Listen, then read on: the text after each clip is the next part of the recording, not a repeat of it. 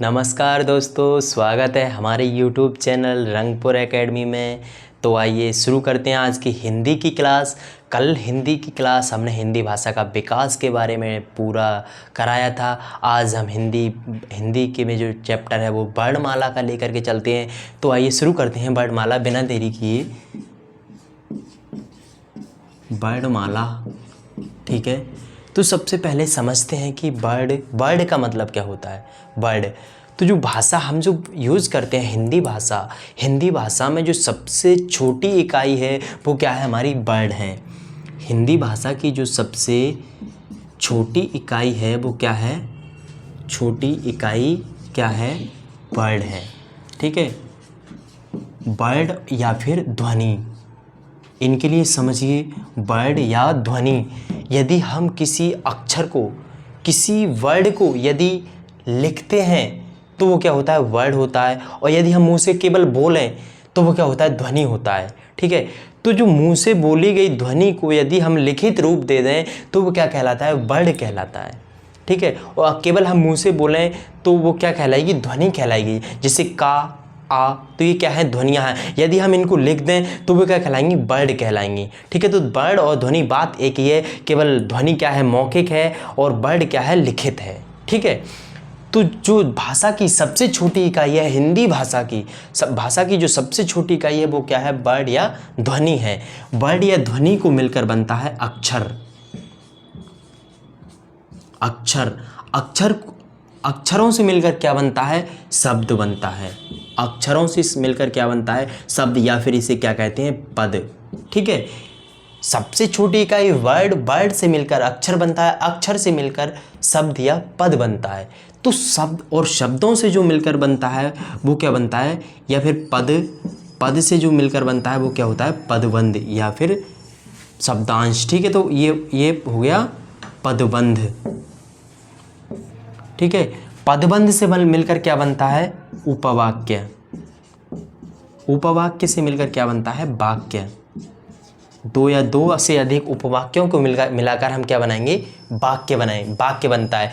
तो भाषा की सबसे सार्थक इकाई क्या है, वाक्य है। भाषा की सबसे छोटी इकाई क्या है, वर्ड है या फिर ध्वनि है। भाषा की सब सार्थक इकाई क्या है, वाक्य है।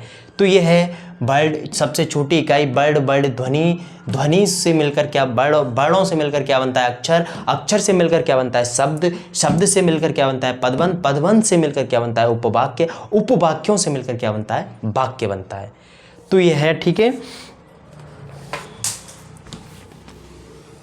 ये थी वर्णमाला की थोड़ी सी जानकारी।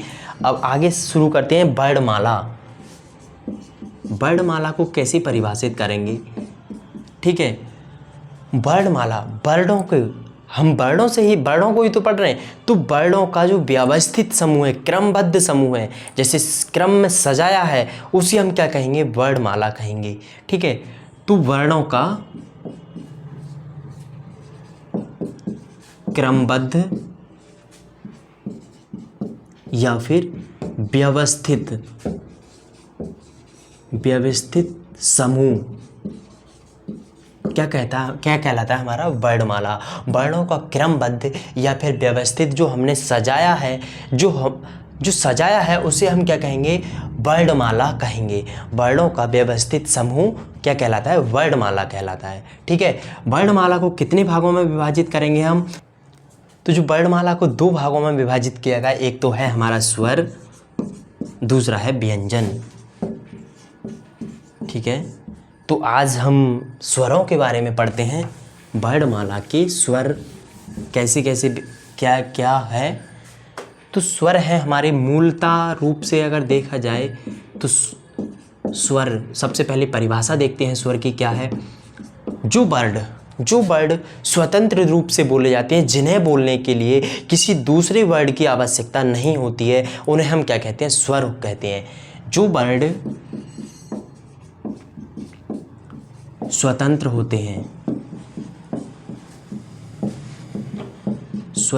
होते हैं उन्हें हम स्वर कहते हैं।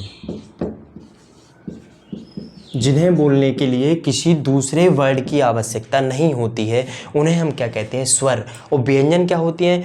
व्यंजन जिन्हें हम स्वरों की सहायता से बोलते हैं, उन्हें क्या बोलते हैं? हम व्यंजन। लेकिन स्वर क्या है? जो वर्ड स्वतंत्र होते हैं, उन्हें बोलने के लिए किसी दूसरे वर्ड की आवश्यकता नहीं होती है, उन्हें हम क्या कहते हैं? स्वर। स्वर मूलतः रूप से 10 थे।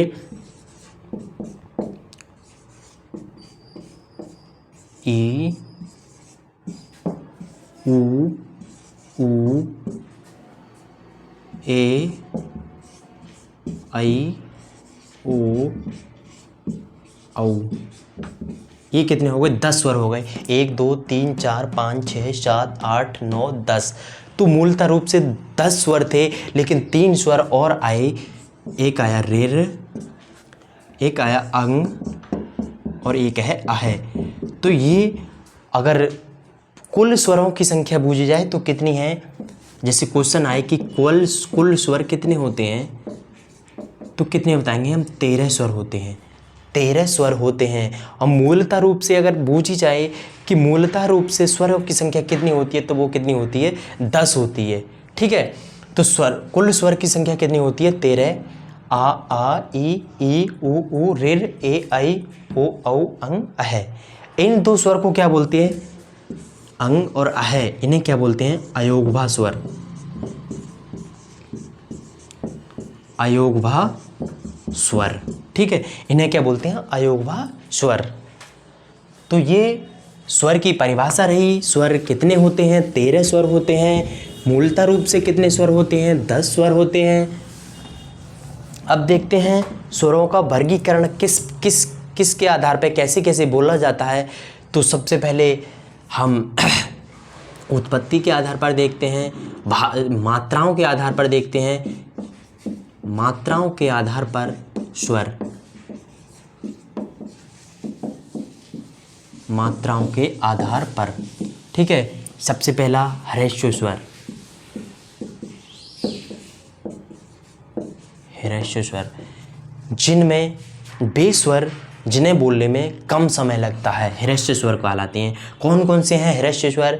आ, ई और ऊ। ये 3 हमारे क्या हैं? ह्रस्व स्वर हैं। ठीक है, दीर्घ स्वर जिन्हें बोलने में ह्रस्व स्वर की अपेक्षा थोड़ा अधिक समय लगता है, उन्हें क्या कहते हैं? हम दीर्घ स्वर कहते हैं। कौन कौन से हैं? बड़ा आ, बड़ी ई, ऊ, ए, आई, ओ, औ। ठीक है, ये हमारे क्या हैं? दीर्घ स्वर हैं। जिन्हें बोलने में ह्रस्व स्वर से थोड़ा अधिक समय लगे, उन्हें हम क्या कहते हैं? दीर्घ स्वर कहते हैं। एक तीसरा है प्लतु स्वर, जिसका यूज आजकल नहीं किया जाता है, लेकिन हमारी रामायण में इसका सबसे ज़्यादा यूज मिलेगा, प्लतु स्वर। इसे जैसे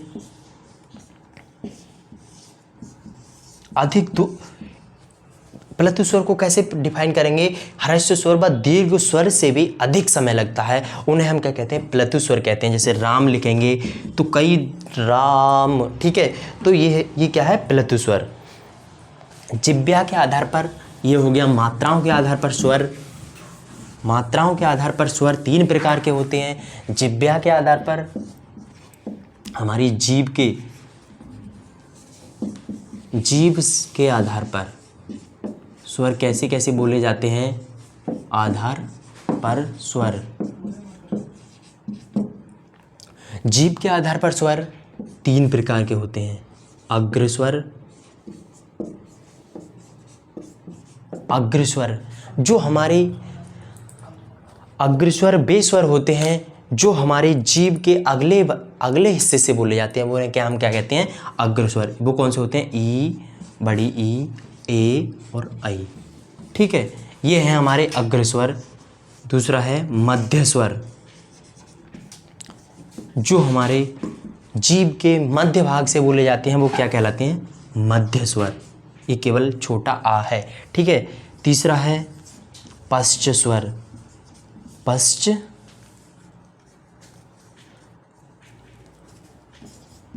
तीसरा है पश्च स्वर, जो हमारी जीभ के आंतरिक भाग से बोले जाते हैं, वो कौन से होते हैं? पश्च स्वर। कौन से होते हैं? बड़ा आ, ए, वो, ऊ, ऊ, ओ, औ। ये हमारे क्या है, पश्च स्वर है। तो जीभ के आधार पर कितने प्रकार के स्वर होते हैं? 3 प्रकार के स्वर होते हैं, अग्र स्वर, मध्य स्वर और पश्च स्वर। ठीक है, अब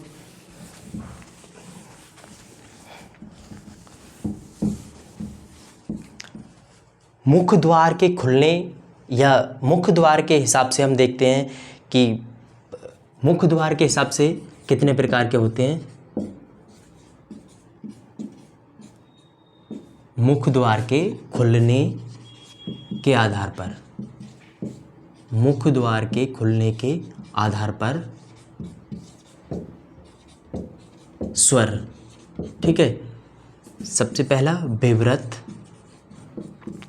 विवृत स्वर, जो जिसमें हमारा मुख पूरा खुलता है उसे हम विवृत स्वर कहते हैं, केवल बड़ा आ है। ठीक है, दूसरा है अर्धविवृत, अर्धविवृत, इसमें मुख आधा खुलता है। ठीक है, इसमें पूरा खुलेगा, इसमें मुख आधा खुलेगा।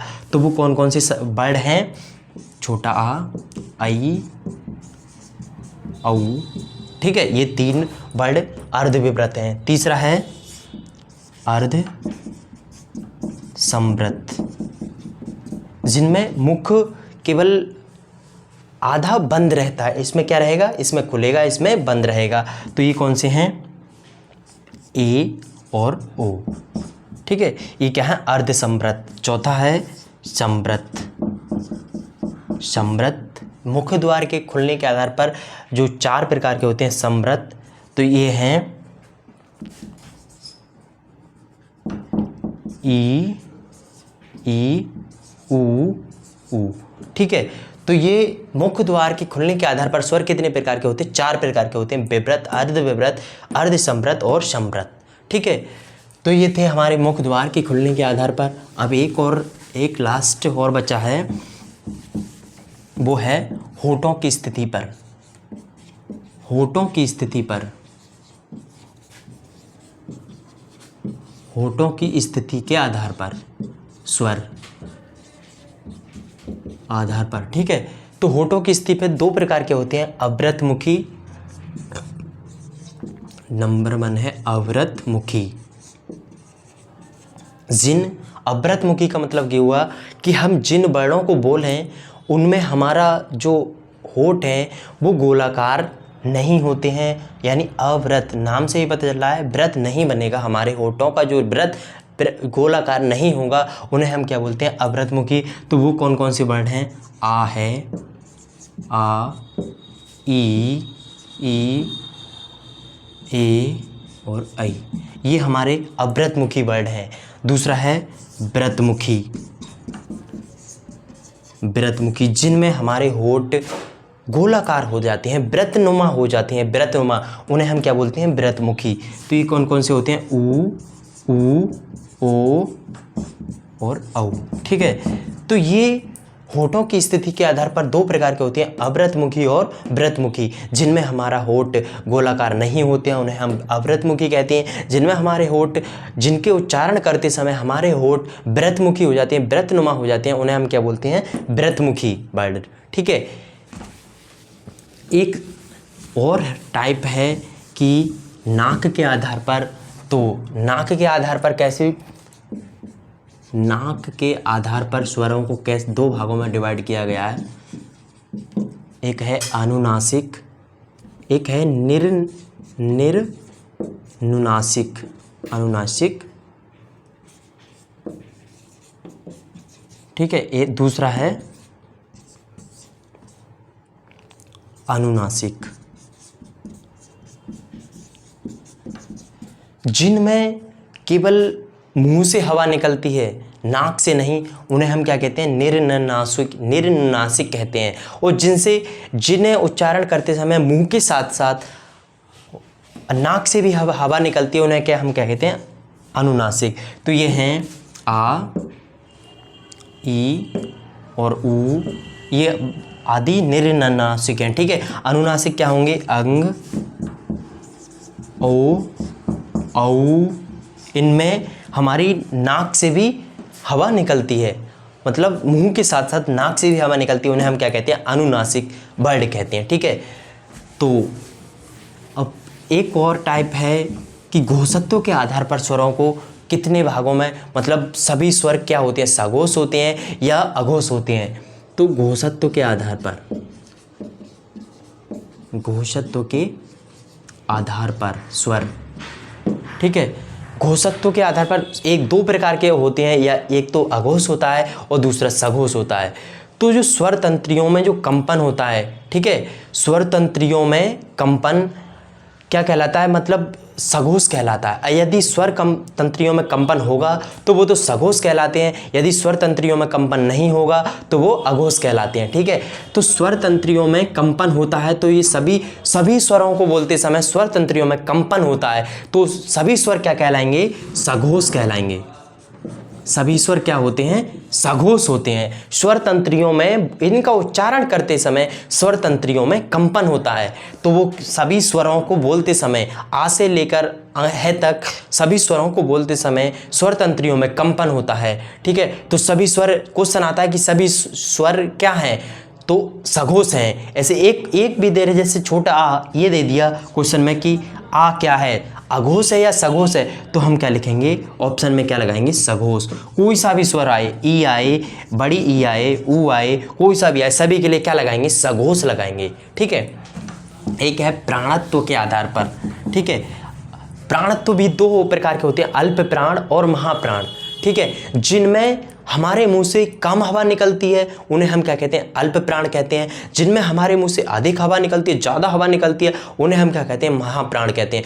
तो हम जो स्वर बोलते हैं उनमें हमारे मुंह से कम हवा निकलती है। ठीक है, प्राणत्व के आधार पर, प्राणत्व के आधार पर, प्राणत्व के आधार पर दो प्रकार के होते हैं, प्राणत्व अल्प प्राण और महाप्राण। तो सभी स्वर अल्प प्राण होते हैं। सभी स्वर कैसे होते हैं, सभी स्वर अल्प प्राण होते हैं। जैसे हम स्वर बोलेंगे तो स्वरों को बोलते समय हमारे मुंह से कम हवा निकलेगी, यदि हम व्यंजन को बोलें तो उनमें हमारे मुंह से अधिक हवा निकलेगी। तो सभी स्वरों को क्या कहेंगे, अल्प प्राण कहेंगे। क्वेश्चन आ जाए कि बताइए वो जो क्या है, अल्प प्राण है या महाप्राण है, तो हमारा ऑप्शन होगा अल्प प्राण। ठीक है, तो सभी स्वर क्या हैं, अल्प प्राण होते हैं। ठीक है, तो ये थे प्राणत्व के आधार पर स्वर। यदि स्थान के आधार पर पूछा जाए कि स्थान के आधार पर स्वरों को विभाजित कीजिए, स्थान के आधार पर, स्थान के आधार पर स्वरों को विभाजित कीजिए, तो जो छोटा आ, बड़ा आ और अ है, ये तीनों कंठ से बोले जाते हैं, तो इन्हें क्या हम क्या कहेंगे, कंठ है। ठीक है, आ, बड़ा आ और अ है, ये क्या है, कंठ है। और ई, बड़ी ई, ये क्या है, तालव्य, तालु के द्वारा बोले जाते हैं, तो ये हैं तालव्य। रिर, ये हमारी है मूर्धन्य। ठीक है, मूर्धन्य। रिर, ए और ऐ, ये हमारे कंठ और तालु दोनों से बोले जाते हैं, कंठ और तालु। ठीक है, ए, ऐ, ऊ और बड़ा ऊ, ये क्या है, ओष्ठस्य हैं। ठीक है, ओष्ठ है, तो ये ओठों के द्वारा बोले जाते हैं, तो उन्हें क्या कहेंगे, ओष्ठस्य। ओ और औ, ये क्या है हमारे, कंठ, कंठ प्लस ओष्ठ, मतलब ओ और औ क्या है, कंठ प्लस ओष्ठ। और अह जो अंग है वो है हमारी अनुनासिक, मतलब नासिक्य है, ये नाक के द्वारा बोली जाती है, तो क्या है ये, नासिक्य। ठीक है, छोटा आ, सभी हो गए ना, हाँ ठीक है, सभी हो गए। तो ये हमारे थे स्थान के आधार पर, ये थे हमारे स्वर। अब कल की क्लास में आपके लिए व्यंजन के बारे में पढ़ाएंगे। तो आज की क्लास इतनी ही। अगर आपको क्लास पसंद आई हो तो लाइक कीजिए, शेयर कीजिए, वीडियो को अधिक से अधिक शेयर कीजिए और हमारे चैनल को सब्सक्राइब कीजिए। जय हिंद, जय भारत।